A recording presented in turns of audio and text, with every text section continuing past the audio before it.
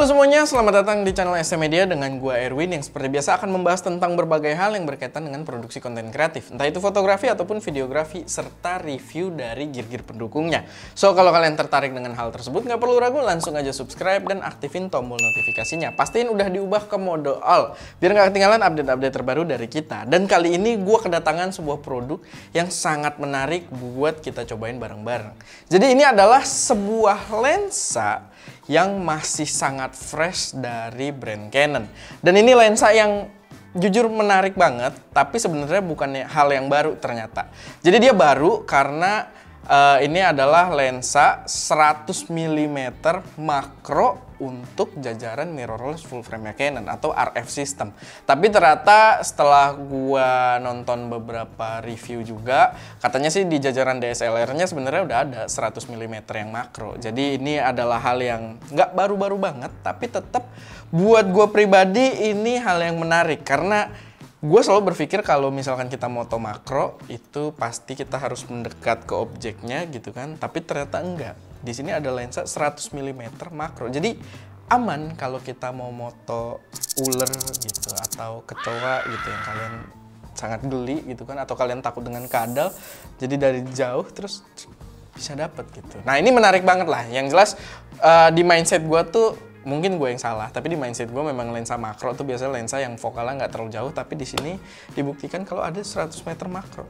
Gue juga nggak tahu ada yang lebih jauh atau enggak, tapi ya kita cobain yang ini. Ini adalah L series lens, jadi lensa yang udah jajarannya cukup tinggi juga untuk jajaran RF, dan kita akan impresi unboxingnya. Kita dapat pouch buat bawa-bawa lensanya. Nah ini ada busa lagi dalamnya. Wow, ini dia. Kita lihat di dalamnya kayaknya udah nggak ada apa-apa, tapi di situ kayak ada cetakan mangkok gitu. Oh ya, ada lens hood. Tapi gue jarang pakai lens hood ya, jadi kayaknya kita akan biarkan aja di dalam sini karena ya udah kayaknya tinggal lens hood doang di dalam sini. Nggak ada apa-apa lagi. Ini dia lensanya. Cukup gede. Tapi wajar banget buat sebuah lensa full frame gitu kan. Jadi gua no complain. Apalagi ini 100 mm gitu kan. Dan juga makro yang membuatnya cukup unik.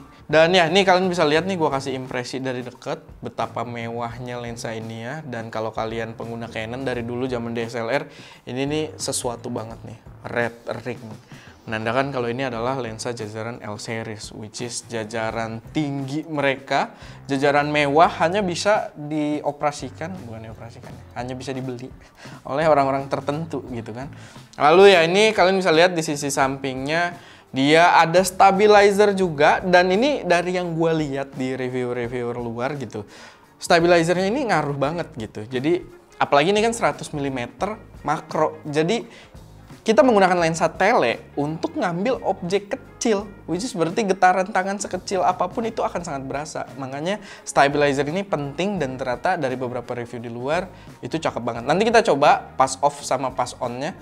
Tapi ya kita lanjut dulu. Di sini ada buat AF dan MF juga, autofocus, manual fokus. Lalu di atasnya di sini kita punya fokus limiter kayaknya. Jadi ini biar apa ya, kalau misalkan kita ngambil di jarak tertentu doang, si lensa tuh nggak perlu, si kamera juga gitu, nggak perlu mikir untuk membuat fokusnya ke jarak yang jauh-jauh. Jadi dia nggak akan hunting ke bagian-bagian yang nggak perlu gitu. Kita misalkan jaraknya udah nih cuma di jarak, ini berapa?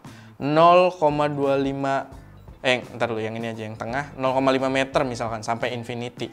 Jadi yang lebih dekat dari itu nggak akan dia fokusin. Atau kita cuma bermain 0,25 sampai 0,5 meter. Yang lebih jauh dari itu udah nggak bakal difokusin gitu. Jadi dia nggak akan hunting terlalu ribet. Apalagi kan kalau kita moto makro misalkan hewan, backgroundnya jauh gitu kan, langit atau apa, takutnya dia hunting ribet kalau poinnya nggak tepat. Nah dengan ini dia nggak akan hunting terlalu jauh. Lalu di sini yang menarik nih, dia punya sebuah ring, dia nyebutnya SA Control. Gue lupa ya itu apa, sebentar, gue tidak akan melihat, gue coba mengingat-ingat. Dia adalah Spherical Aberration Control, kalau nggak salah. Jadi dia mengatur bentuk bokeh di belakangnya. Tapi bukan bentuk yang kayak kita bisa bentuk bintang, yang kayak custom kalau pakai cutting kertas gitu kan, enggak. Di sini kita cuma ngatur tingkat kekerasan dan kehalusan dari bokeh-bokeh yang di belakang itu. Gue juga sebelumnya sebenarnya belum terlalu nangkap sih, tapi nanti mungkin kita akan coba juga di sini kayak apa efeknya. Lalu ya biasa, ini ada focusing ring dan ada apa ya dia nyebutnya, control ring ya kalau nggak salah, yang bisa kita atur juga fungsinya buat berbagai macam.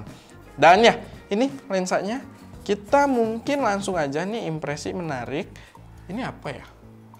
Kok ada lubang-lubang gitu ya? Kelihatan nggak ya di atas? Gue nggak ngelihat lagi, itu susah banget di layar situ gelap, mungkin gue kasih lihat ke depan juga. Kelihatan nggak sih ada lubang? Nah itu dia tuh, ada lubang di sininya juga ada lagi. Mana lagi dia? Pokoknya ada 2. Oh itu 1, itu 2 ya kan? Ada lubang itu. Gue nggak tahu fungsinya apa. Lalu ini ada switch lock. Gue nggak tahu ini buat ngelock apa ya. Banyak hal yang belum gue ketahui di sini, tapi nggak apa-apa. Kita sambil belajar. Kita lanjut aja. Di sini gue udah ada R5. Yang by the way R5 ini udah kita installin firmware terbaru. Ya gue yang install gitu kan, bukan dari Canonnya. Mungkin mereka terlalu sibuk, jadi gue yang installin. Dia minta, Win installin firmware terbaru. Iya gue installin gitu kan. Dan dia punya kapabilitas yang sangat tinggi sekarang. Kalau kalian pengen video terpisah membahas soal firmware itu, silahkan taruh aja di kolom komentar. Karena bau-baunya abis gue ngetes ini, dia akan ikut balik. Jadi kalau kalian komen dan sangat tertarik, siapa tahu kita bisa dapat waktu lebih untuk ngetes dia. Nah, lanjut aja kita cobain ya, daripada makin kemana-mana. Kita langsung pasang aja lensanya. Dan ini dia setelah dipasangin lensa 100 mm makro. Wow, lucu ya, tabung banget gitu. Tapi ya kita akan coba lihat kira-kira sejauh apa 100 mm. Jauh sih memang ya. Ini ya kalian melihat dari kamera atas tuh, ini kamera utama kita pakai Fuji. Itu pakai lensa baru juga ya. Jadi kita banyak lensa baru. Harusnya sih kalian, gue nggak tahu videonya yang tayang duluan yang mana ya. Tapi dua-duanya lensa baru di sini. Tapi ya ini 100 mm yang jelas cukup jauh. Tuh juga ngelihat Ska di sana. Dan ini udah ada memori sebenarnya. Gini, gue sempat ngeliat videonya Peter McKinnon dan menurut gue cukup menarik juga kalau kita recreate di sini. Gue akan foto beberapa objek secara makro dan nantinya kita kasih lihat itu objek apa. Jadi ya mungkin langsung aja kita start kayak gitu. Kalian tebak gitu, pas masih makro kalian tebak itu barang apa dan nanti kalian lihat aslinya, oke?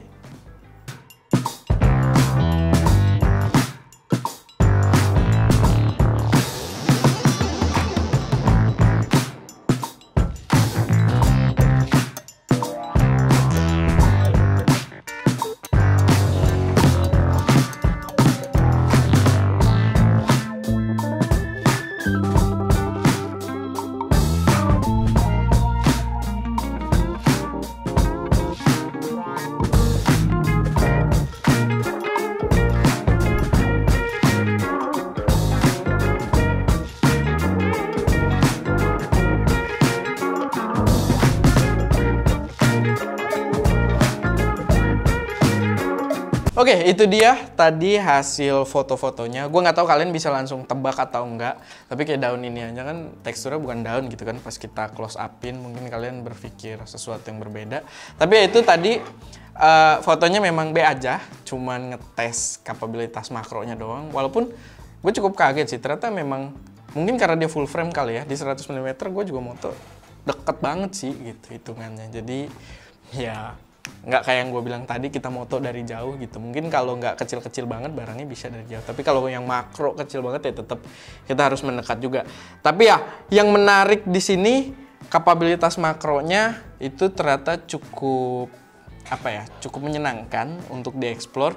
Dan ada satu hal yang gue pengen coba buat bikin. Gue pengen coba bisa nggak dapet sebuah video ketika pupil mata itu bergerak gitu. Kayak kan kalau di film-film tuh mendramatisir kan gitu, pupil mata close up kelihatan teksturnya dan dia bergerak gitu set gede kecil. Dan gua pengen mencoba hal tersebut di sini. Apakah bisa dapet atau enggak? Kita akan lihat. Oke, ini kita pengen nyoba tadi yang gue bilang kita pengen coba rekam pergerakan pupil kalau bisa gitu kan. Dan ini kan kameranya bisa slow-mo 4K. Jadi yaitu kita manfaatkan, kita lihat apakah kita bisa mendapatkan pergerakan pupil tersebut. Walaupun di sini cukup challenging ternyata ya. Kalau ini menyesuaikan aja Kak exposure-nya. Kalau ini gua gedein. Di sini pantulan ke arah belakang tuh ternyata sangat jelek. Pantulannya kurang menarik, tapi ya kita coba dulu. Gua ambil pakai, lu diem ya, diem tegep, diem, jangan bergerak. Bentar, diem, jangan bergerak. Kedip coba sekali. Oke. Nah ini maksudnya kalian bisa lihat gambarnya tuh, gue kurang suka gitu. Tekstur pupilnya belum keluar dan malah ada pantulan-pantulan lampu di situ. Jadi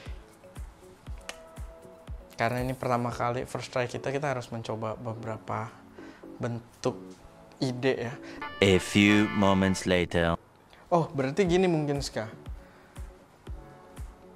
Mungkin kita perlu pakai softbox tapi arah tembaknya samping, bukan depan. Mungkin ya, cuma mungkin. Gua nggak janjikan apa-apa, tapi kita coba pakai ini dulu aja yang di bawah. No, hasilnya masih tidak sesuai ekspektasi gue, jadi kita akan bermain dengan ini mungkin. Wah, bagus kah? Oke. Wait, tahan lagi. Lu kedip boleh.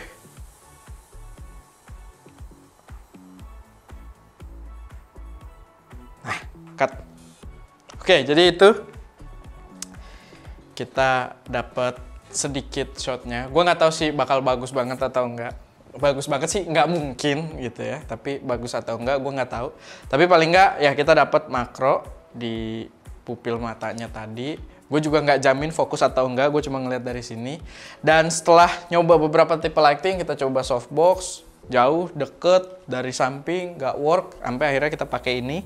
Biar pantulan di matanya garis gitu, biasa, natural, nggak kelihatan kayak softbox. Dan ya kita mendapatkan gambar yang kayaknya sih lumayan, cuma memang secara cahaya belum cakep gitu ya. Harusnya kalian kan udah lihat sih, kan di B-roll ya.